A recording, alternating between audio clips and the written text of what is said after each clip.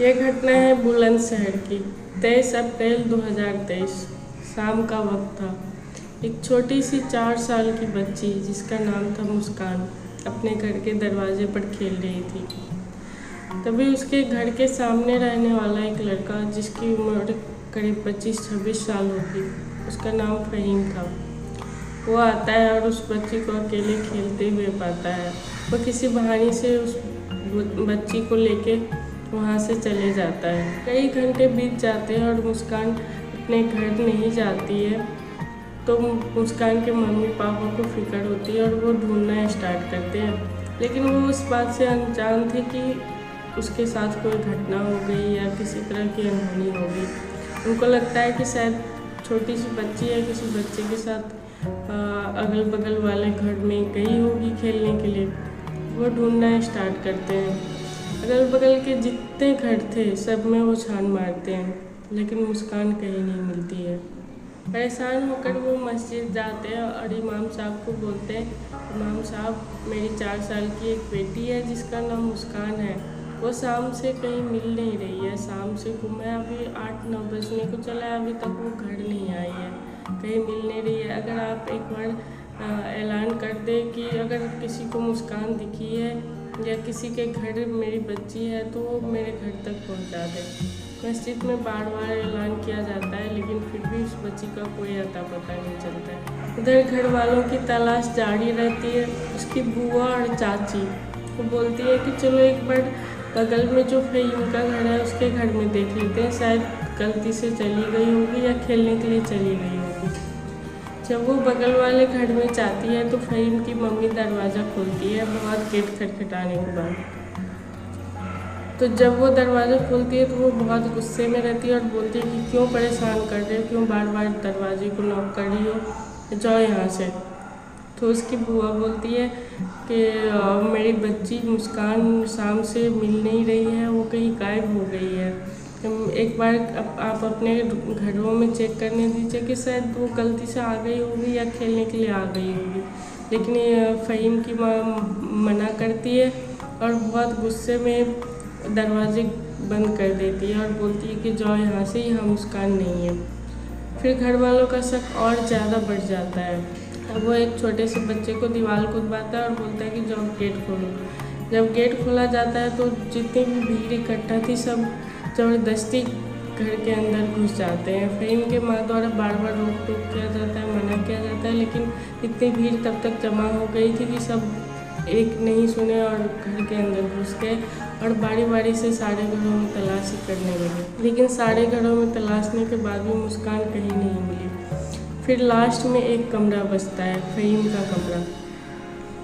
फिर सब मिलके फ़हीम के रूम के अंदर जाता है और वहाँ का जो नज़ारा था वो देख के सब एकदम शॉक्ड हो जाता है, क्योंकि किसी से भी ऐसा नज़ारा देखा नहीं जाएगा। वो छोटी सी जो बच्ची थी मुस्कान, उसकी लाश फ़हीम के बेड के नीचे पड़ी थी और फ़हीम भी वहीं पर बैठा हुआ था और वो खून से लथपथ था। उसके पूरे फेस पर, उसके कपड़ों पर, बेडशीट में, फर्श पर, हर जगह ब्लड ही ब्लड पड़ा हुआ था। सब देख के बहुत ज़्यादा परेशान हो जाते हैं। तब तक आवाज़ देने पर मुस्कान के पापा आते हैं और जब वो ये सब देखते हैं तो वो यही बेहोश हो जाते हैं। और किसी के लिए भी शॉकिंग होगा जैसा वहाँ का नज़ारा था।